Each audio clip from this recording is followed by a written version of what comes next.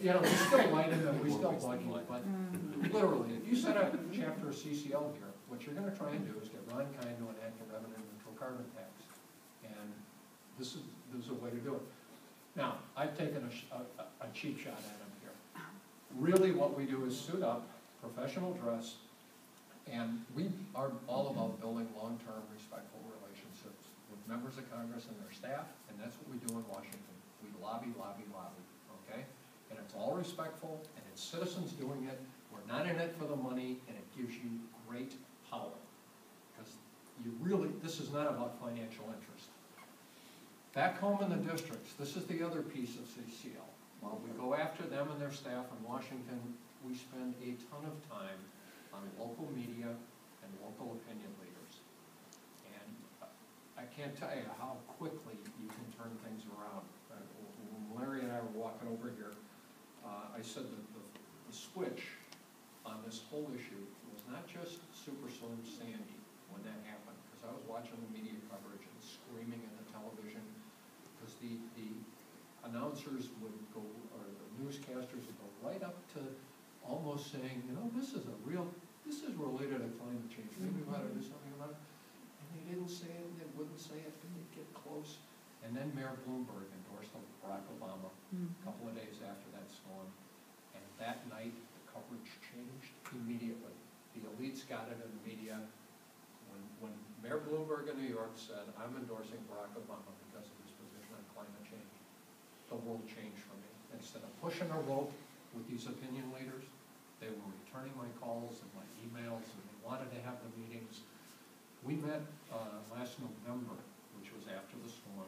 I met with Channel 3 in Madison, for anybody who knows Madison. That's kind of the flagship station for CBS down there, and the biggest draw.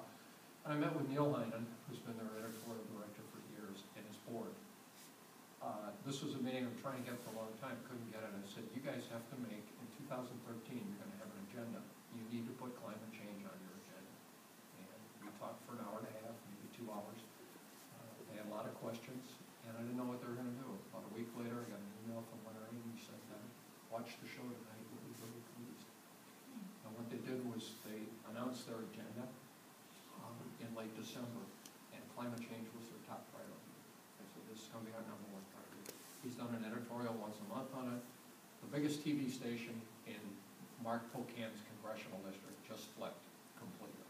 They're gung-ho, they get it, they're working with us. Now, for anyone who knows the Wisconsin State Journal, which is our local paper, that is a conservative paper. I'm sorry, it is a tough paper. They endorse Republicans all the time. They have not helped us out. Met with them January 6th. We put together a dream team. I forgot to call it a dream team. I knew the county executive, Kathleen Falk. She had retired. She's also a biker. We bike a lot.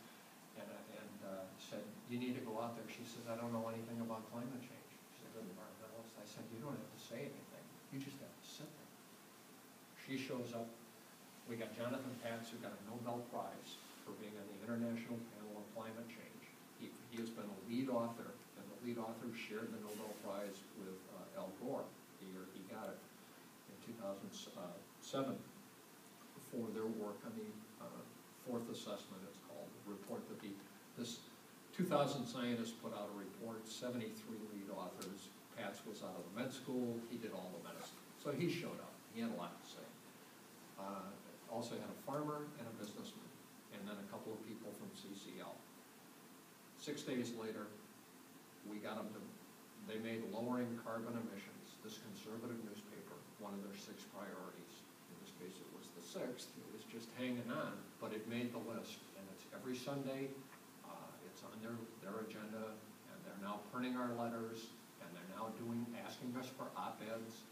And with an op-ed, you do an op-ed or a letter to the editor, you have no idea how many people are reading that. I mean, it's that editorial page that will change this issue politically. So if you want to know what can I do to make a difference, you locally want to get control of your editorial page, and you want to work with your editors with long-term, respectful relationships. And that's what we do. We're there, and we want to be treated as credible and as respectful. You will come to us whenever there's a climate story, you'll call us, because we're gonna give you straight information. So that's what CCL does. All right. Now I gotta tell you a brief story, and I'm gonna ask some of your stories.